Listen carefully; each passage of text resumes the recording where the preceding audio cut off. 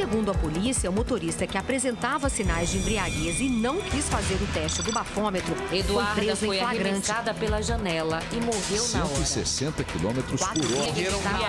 Perdeu o controle. Estavam 3 adultos. Após o acidente, o condutor do caminhão fugiu a pé. O carro ficou completamente destruído. Alta velocidade, bebida alcoólica é a principal estado de suspeita da embriaguez.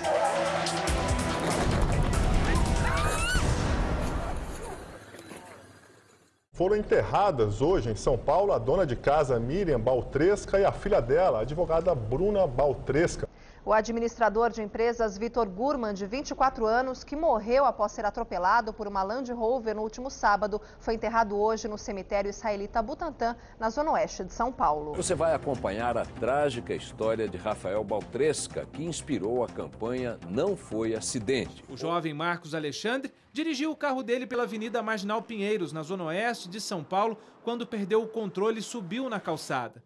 Miriam Baltresca, de 58 anos, e a filha dela, a advogada Bruna Baltresca, de 28, que passavam pelo local, foram atingidas e morreram na hora. Morreu na noite desta quinta-feira o jovem de 24 anos atropelado por um jipe importado aqui em São Paulo.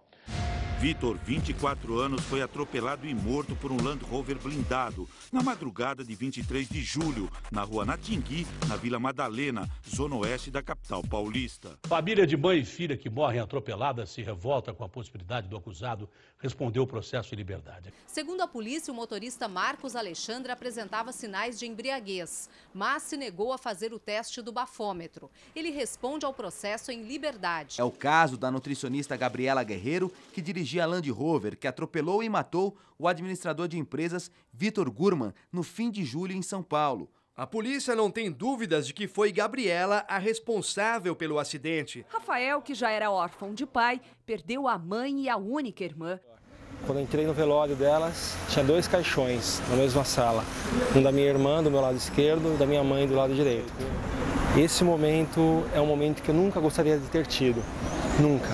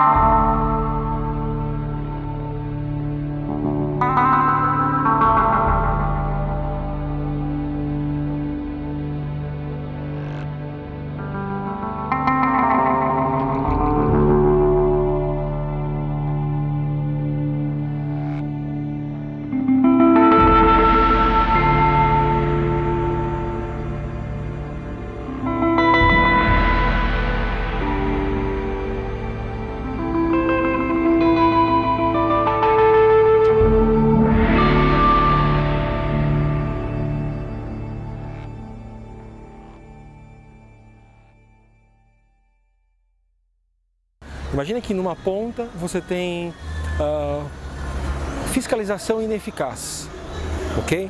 Você não tem polícia para todo mundo, você não tem a fiscalização onde deve ter. Na outra ponta você tem leis frágeis, leis erradas, leis ruins, que quase te permitem dirigir, beber e matar. Na outra ponta, essa é pior, você tem motoristas culturalmente afetados pela bebida. São pessoas que bebem há 40 anos e dirigem. São pessoas que bebem a vida inteira e dirigem. Como é que você faz para entrar num sistema desse, onde a polícia falha, as leis são falhas e as pessoas não mudam? Quando ele perdeu o pai, eles fizeram tipo de um pacto, ele com a mãe e com a irmã, que eles iam ser unidos, muito unidos. De repente, sabe, ele foi comer uma pizza com a namorada, quando ele voltou ele recebe um telefonema e a família dele não existia mais, né? Eu fui o primeiro a entrar na UTI onde ele estava e a gente já teve a notícia que sim, foi muito, muito grave. Ele está em estado de coma grau 3. Eu como arquiteto não sabia nem o que queria dizer isso. Aí ele falou, não, vai de 3 a 12. Eu falei, bom, ainda bem que é leve, né? Ele falou, não, 12 é o mais leve, 13 é o mais grave. Aí ele me abriu o olho do Vitor, pôs a lanterna, nem a pupila mexia. Então, tecnicamente, ele estava praticamente morto.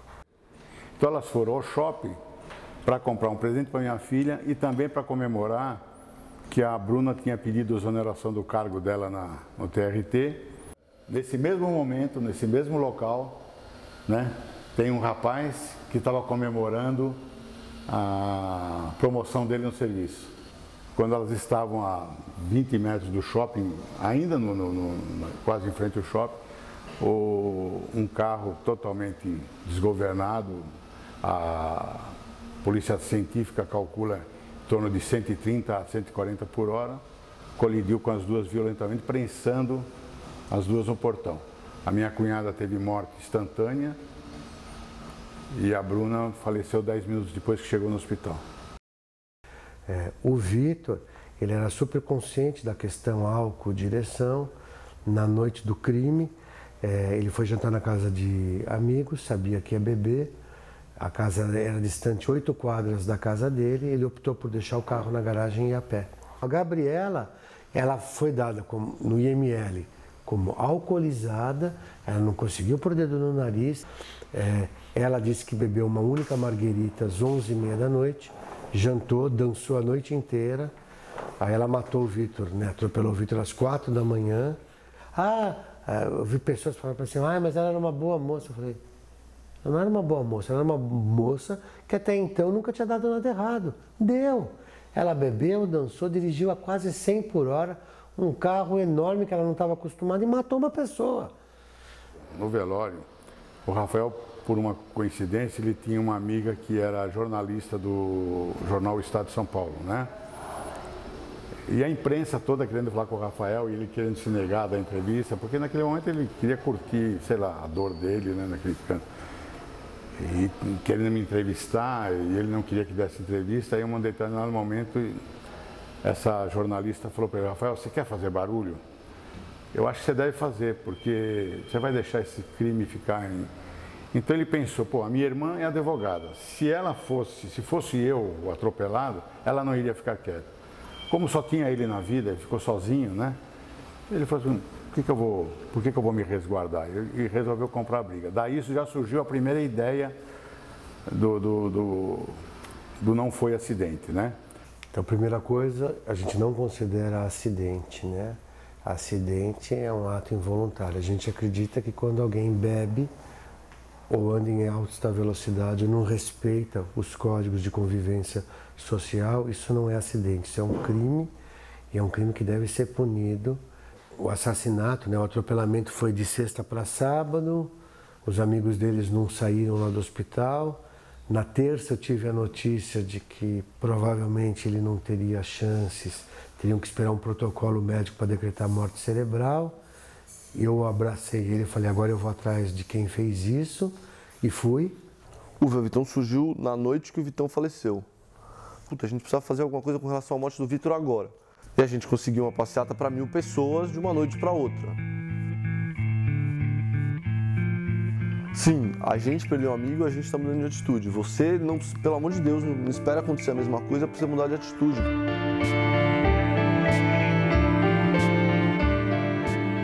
A vocês, eu juro que eu não tenho palavra. Seria, talvez, o único remédio que existe para poder fazer essa dor ser suportável. De coração, muito obrigado a todos. Além da minha própria história de mãe Vitor, vocês são, portanto, para mim, a melhor herança que o Vitor deixou.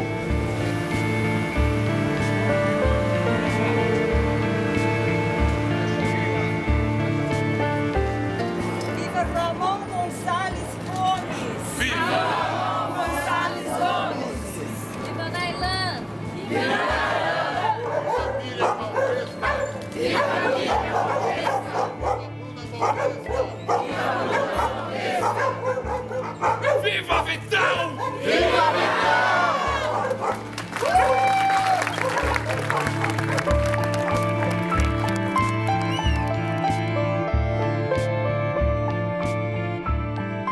Tem pessoas na minha família ligadas, assim, juntinhas, que passaram por tudo isso, por toda essa tristeza, que viu de perto e ainda hoje bebem e dirigem.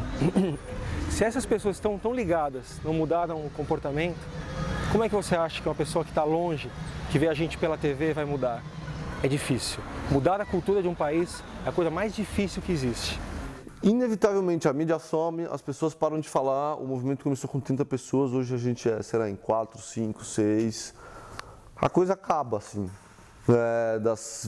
daquele grupo de amigos que a gente falou, pô, vamos parar de beber, não vamos fazer mais isso, já reduziu, já tem aquela história, pô, mas eu vou tomar 2 chopinhos, eu vou precisar ir de carro, vou precisar ir de táxi, então já diminui. Eu fiz uma promessa para mim mesmo, né, que a minha vida passou a ser a vida do Rafael, a verdade é essa. Onde ele for, eu vou, eu largo qualquer coisa e eu vou estar com ele até o fim. Onde ele for, o que ele falar, tio, vamos se jogar de bad jump lá para chamar a atenção, eu vou também. Eu, quando entrei na faculdade, na minha primeira fase da faculdade, eu virei na contramão em alta velocidade, sem cinto, falando no celular no farol vermelho. Porque eu estava bêbado. Nesse dia, o Vitão foi me buscar no Cambuci, porque eu parei o carro e falei assim, Vitão, eu não sei onde eu tô bêbado e não sei onde eu tô. Tipo, foi me buscar, entendeu? E nesse dia eu tomei essas 5 multas. Cara, nesse dia eu podia ter matado, nesse dia eu podia ter morrido, nesse dia eu podia ter feito qualquer coisa. Porque eu não lembro de nada, porque eu estava completamente inconsequente. Então, eu acho que mudou.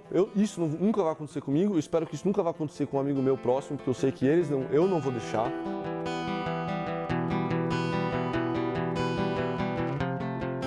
E quando a gente entrou aqui na faculdade, a gente se deparou com uma nova vida, né? Todos independentes e autônomos, a gente tirou carta de motorista, a gente ia e voltava para onde a gente queria, a hora que a gente queria. E daí tinha alguns chatos, né? Os pais e avós falando, oh, para com isso, toma cuidado. E a gente falando, não tem problema, né? A onipotência adolescente nada mais fazia com que a gente duvidasse que os acidentes até podiam acontecer, mas não com a gente. E aconteceu. A gente foi atingido por um choque de que o acidente acontece de verdade e pode acontecer com a gente mesmo. O Fabinho, né, deixou a gente no acidente que poderia ter acontecido com qualquer um de nós aqui. Ele estava voltando de uma festa, acabou perdendo o controle e bateu o carro. E a gente pagou muito caro por duvidar dos chatos. Né, eles ficam falando que acidentes podem acontecer e que vão acontecer. A gente duvida que eles vão acontecer, né? Apesar de estar vendo algumas coisas. E a gente tem que tomar cuidado para não pagar tão caro quanto a gente pagou, por duvidar e por acreditar na nossa onipotência. Acidentes acontecem e a gente tem que poupar, a gente tem que ser responsável para que a gente não perca de novo aquilo que tem mais valor, que são as nossas vidas e as vidas de quem nós amamos. Então acho que essa é a mensagem que eu queria deixar.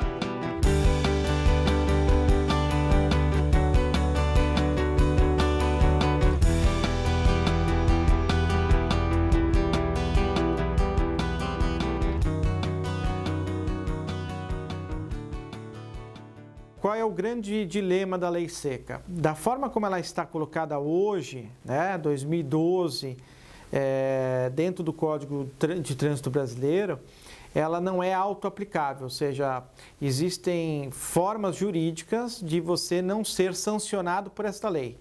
Não vai ser preso, não vai ser processado e não vai pagar a multa, porque ela estabelece uma quantidade de álcool por litro de sangue que eu só posso provar através do bafômetro ou do exame de sangue.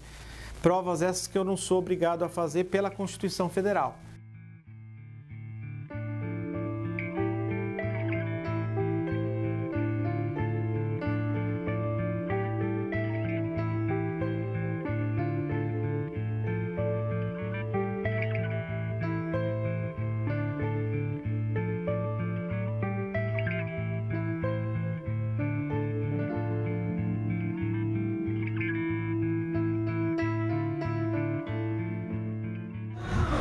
A situação é a pior que você pode imaginar, né? Porque saber que o cara que matou tua família está na rua e as autoridades não estão nem aí para o caso é complicado. Por isso que nós transformamos essa dor, esse sentimento de injustiça, de impunidade, num movimento. É para isso, para que as pessoas tenham voz, para que a gente faça alguma coisa, Porque ficar de braços cruzados a gente não muda nada. Né? Nós, da OAB, junto com duas outras ONGs, que é o Viva Vitão e o Não Foi Acidente, que é quem faz o batismo da lei, o nome da lei, Não Foi Acidente, nós temos um projeto de lei de iniciativa popular que tem por objetivo justamente fazer com que esta lei seja de tolerância zero e que ela seja cumprida à risca, permitindo ao poder público que puna essas pessoas que dirigem embriagadas. São necessárias, pela Constituição, artigo 51, 1.300.000 assinaturas, 1% do eleitorado nacional.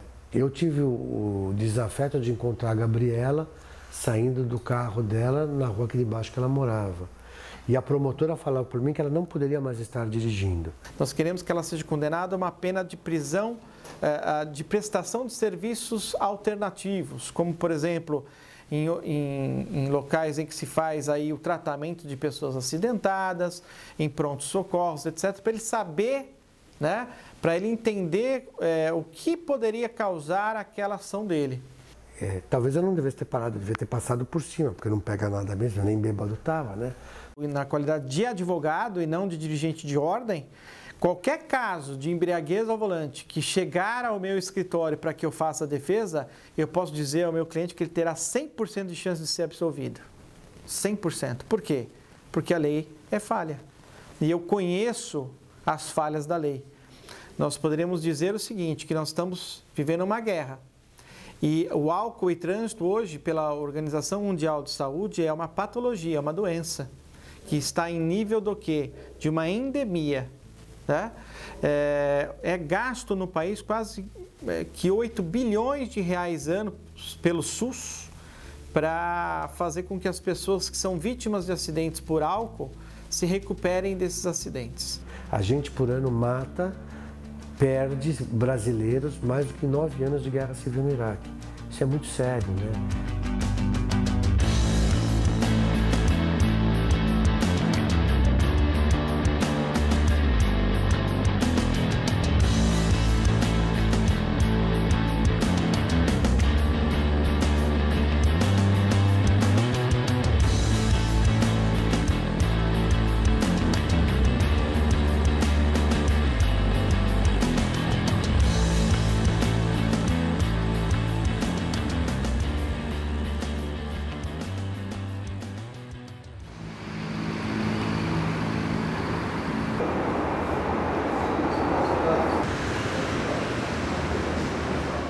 Eu acho que a lei deveria mudar agora, ser mais rígida e mais rápida na ação de punir o condutor.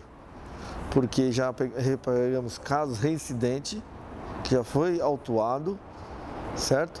E já pegamos ele na rua de novo. Ele não estava nem aí. Chegar aqui com, peguei tantos alcoolemia. Não, seria melhor chegar, só peguei só tanto. Seria ótimo, porque aí mostra que tudo que nós viemos plantando desde 2008, hoje, passado 4 anos, foi dado o resultado. E a pessoa criou consciência. O triste é a gente ver que a pessoa só está funcionando através do chicote. Boa noite. Boa noite. Sigamos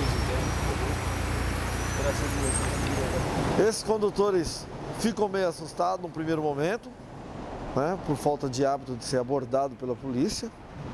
Ele é um cidadão como outro qualquer, que na hora de pagar seus impostos paga como outro qualquer, na hora de requerer seus direitos, seus deveres, ele age como qualquer cidadão. Então, não há nada de demérito nenhum ser abordado. A autoridade faz a lei, aí o cidadão para, meus direitos, mas é gozado, ele esqueceu as obrigações dele.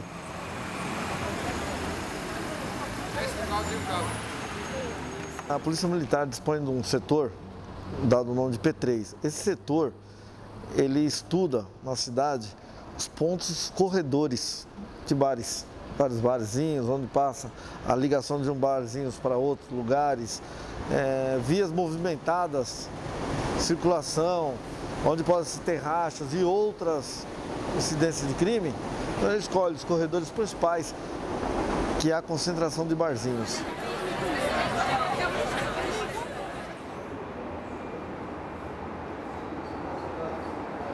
sempre que a gente sai pra beber, a gente combina, eu e minha namorada, ou um vai de carro, ou a gente vai de táxi, pega carona, seja com o pai, com o amigo, mas a gente, sempre que sabe que vai ter bebida, assim, a gente vai beber, a gente acaba evitando o carro mesmo. E a gente é da SPM, teve o caso do aluno da SPM, do Vitão, que veio a sofrer um acidente e falecer, então, tipo, depois disso, realmente muitos amigos dele, inclusive, se conscientizaram, inclusive eu mesmo, depois... Eles fizeram um movimento. Eu não ligava muito pra isso também, assim, eu nunca dirigia muito bêbado, mas sempre bebia de carro, assim. E depois desse movimento, realmente, a gente começa a dar uma importância maior, assim, e não só a sua vida, como a vida das outras pessoas. Tem muitas pessoas que não conseguem pagar táxi, nem de ida, nem de volta, dependendo do transporte público, acabam ficando na mão mesmo do carro.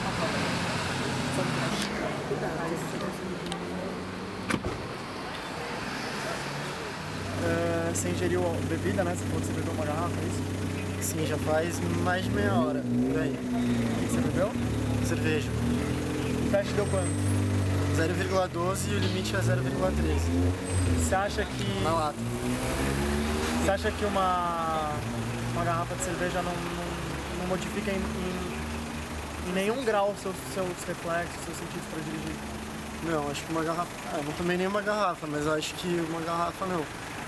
E depende de se a pessoa comeu, se a pessoa não comeu. Acho que depende muito da pessoa e do organismo dela. Você não tá sentindo nada de diferente? Não. Em nenhum momento eu questiono a lei. Não, sim, eu tô falando. Mas você não vai mudar a sua atitude. Cara, não vou. Como ela não quer provar a quantidade que ela bebeu, eu vou fazer pelos sinais notórios que ela apresenta, tá? Olhos vermelhos, voz embargada, bochecha avermelhada, fala pastosa, vestes desajeitada, certo? Então a gente escreve isso aí na autuação, é feito um boletim de ocorrência nosso BO também, e tudo isso vai ser remetido ao juiz, onde vai julgar o caso.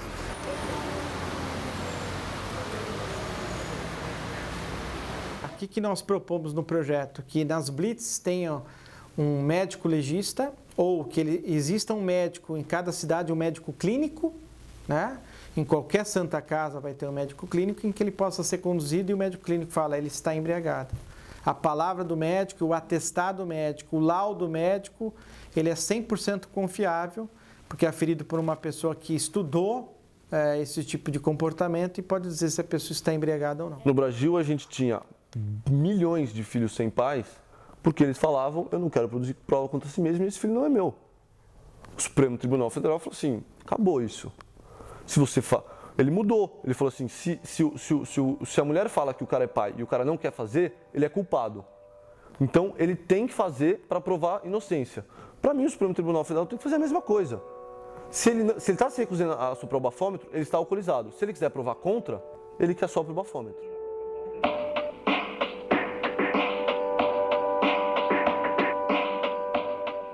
Mesmo após você ter ingerido bebidas alcoólicas, você se considera apto a dirigir? Com certeza.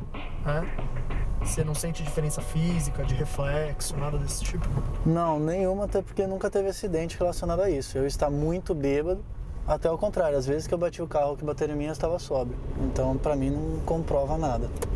E eu sei o meu grau, né? Eu sei que se eu estiver muito bêbado e eu quero ficar muito bêbado, eu vou de táxi.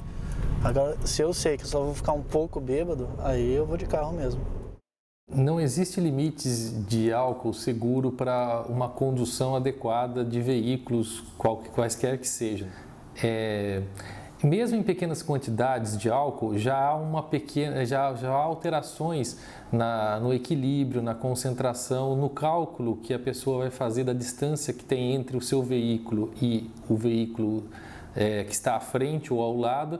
E, principalmente, mesmo em doses baixas, há uma perda dos reflexos periféricos, aquele chamada capacidade dele enxergar ao lado, né? O movimento que está paralelo ao seu campo de visão. Com quantas doses você acha que você atingiria um nível que você mesmo falaria, não vou dirigir, não vou voltar dirigindo? Mais de 10 copos de vodka. Esse eu não conseguiria nem pensar, eu não conseguiria nem entrar no carro. Mas com 8 doses você dirige? 8 doses, sim. Talvez um copo de cerveja já atinja, de vinho, então é uma quantidade mínima mesmo, já atinge os níveis da lei. Cerveja, para eu ficar bem bêbado, 20, tipo 15 eu fico alegre. Mas por isso que eu falei desde o começo, o meu nível para ficar bêbado é muito alto. Tem gente que com 5 cervejas já tá beijando o mundo. Eu não, para eu falar com alguém eu demoro 10 cervejas, aí sim eu começo a puxar um assunto, etc, etc. Por que você bebe? Para me divertir mais do que eu já me divirto. Tá, então se você não bebesse, você se divertiria do mesmo jeito? Não tanto. E se não é para se divertir tanto, eu prefiro não sair. As pessoas bebem mesmo, né? E bebem como uma forma de socializar. E as pessoas não querem abrir mão desse comportamento de beber para socializar, mas também não querem abrir mão da facilidade ou da comodidade que é ir para um local com o seu próprio veículo, né? Então, assim, e junte-se a isso assim, uma certa arrogância, uma certa prepotência de que, eu consigo administrar bem o que está acontecendo comigo. Ele se sente mais, talvez, onipotente, mais ousado. E isso acaba, né? No trânsito, a gente sabe que isso pode ser fatal, né? Então, por que eu vou esperar esse caminhão passar a curva se eu posso passá-lo já? Então, essa mudança de comportamento mesmo, doses baixas, elas existem. Essa possibilidade de tolerância zero é plenamente aceitável. Por quê? Porque a maioria dos acidentes de trânsito mais graves, cerca de 40% a 50%, são relacionados ao consumo de bebidas alcoólicas. Para você, dirigir após ingerir algum tipo de bebida alcoólica não é crime? Para mim, não. Não vai deixar de sair por causa da lei. Vai tentar não ir nas ruas principais, fazer caminhos alternativos. Mas não vai ser aquela preocupação de tipo, não, a gente só pode sair de táxi. Você tem medo de blitz? Pavor.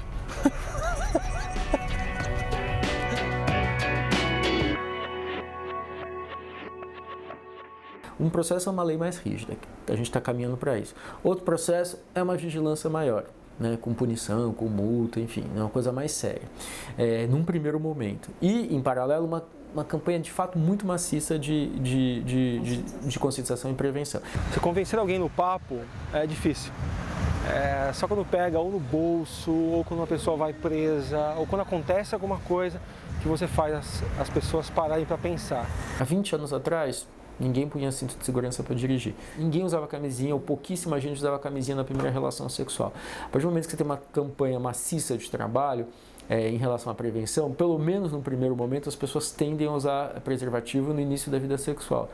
Você passou de 7, 8% para 70%. Então, essa é uma mudança de comportamento significativa. E em relação a cigarro, por exemplo, você tinha que 1/3 dos adultos fumavam no país. Hoje você tem 15%, também depois de uma série de medidas e restrições, etc, etc, etc. Não pode fumar em lugar fechado, o cigarro é mais caro, tem campanha, então isso ao longo do tempo vai mudando. Se você tem uma vigilância maior na rua, mais policiamento, associado a além da blitz, você tem polícia na rua para vigiar o que está acontecendo. Além disso, você tem transporte público, né, barato, né, acessível a todo mundo.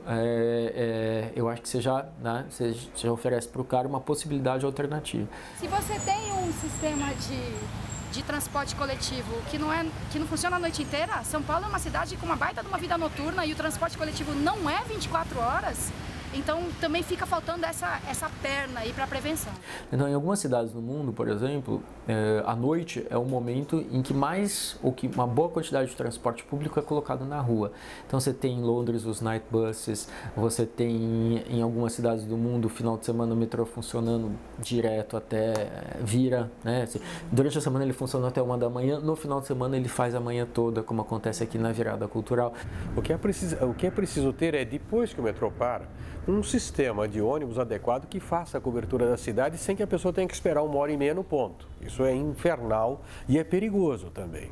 Então, é preciso oferecer mais transporte com menor capacidade, mas com maior frequência nas madrugadas também. Isso já ajuda bastante. Não só quem está na balada, mas todo mundo precisa se deslocar. A cidade é muito grande, são 11 milhões de habitantes, as necessidades existem e a questão de segurança é ter essa alternativa. A publicidade dispõe de muitos recursos para glamourizar o álcool. Então não adianta a gente falar não beba, se beber não dirija, a gente tem que ser inteligente também para promover uma outra cultura, sabe? Pegar o Reinaldo Giannichini e mostrar que ele é o cara que não bebe, porque ele não vai ficar cuspindo no ouvido da garota e vomitando no final da balada. Então tem que ter essa campanha educativa, em primeiríssimo lugar, contra o uso indevido e abusivo de álcool.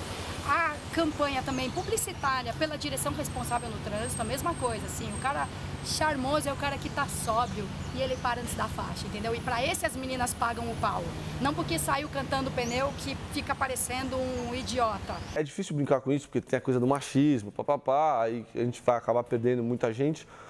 Mas meninada, mulherada, fala assim, cara, não vou dar pra você porque você é um babaca e bebe e dirige.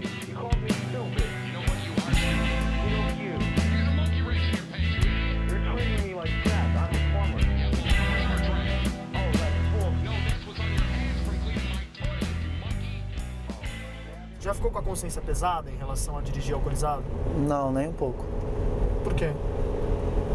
Porque eu nunca fiz nenhum mal a ninguém. E se for responder assim, mas você poderia, sim, eu poderia tanta coisa, e se eu for discutir em cima do que cada um poderia ter feito e não fez, é uma retórica muito grande. Quanto à questão das pessoas não poderem produzir provas contra si mesmo, o direito individual, ele nunca pode suplantar o direito coletivo.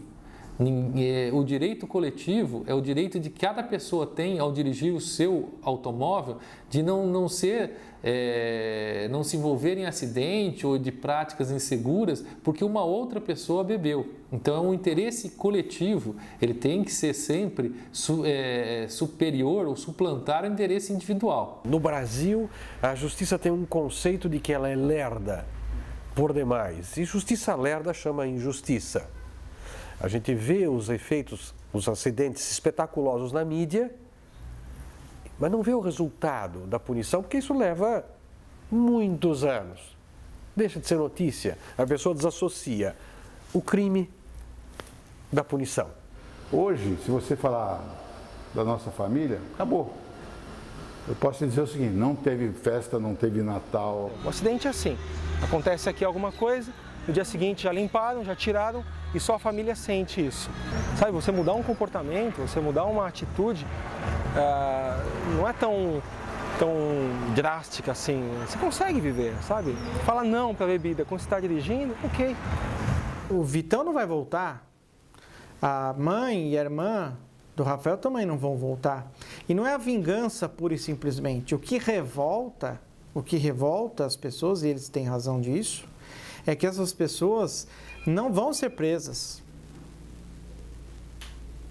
Porque vai ter uma discussão jurídica, assim, muito grande até isso acontecer. Se a gente conseguir que uma pessoa deixe de beber ou beba menos antes de dirigir, eu acho que já valeu a pena. E que quando a gente não esquece, a gente faz com que as pessoas não façam de novo. Né? A ferida tem que ficar sempre aberta para servir, para que as pessoas não voltem a fazer esse erro. Eu ponho eles nas minhas peças que eles vivam muito tempo, para que eles tenham tempo de se arrepender da besteira que fizeram. E que eles possam ser julgados aqui, porque numa outra instância eu acredito que eles vão ser julgados. Eu falo assim, o meu sobrinho pede justiça, ele não pede vingança. Se essa lição de perder duas pessoas não serviu, então... Meu Deus do céu, então não sei o que serviria. Né? É fácil a gente entender e sentir quando acontece com a gente, mas quando a gente está longe aí é complicado. Só que eu digo o seguinte, é muito melhor você mudar pelo amor do que mudar pela dor.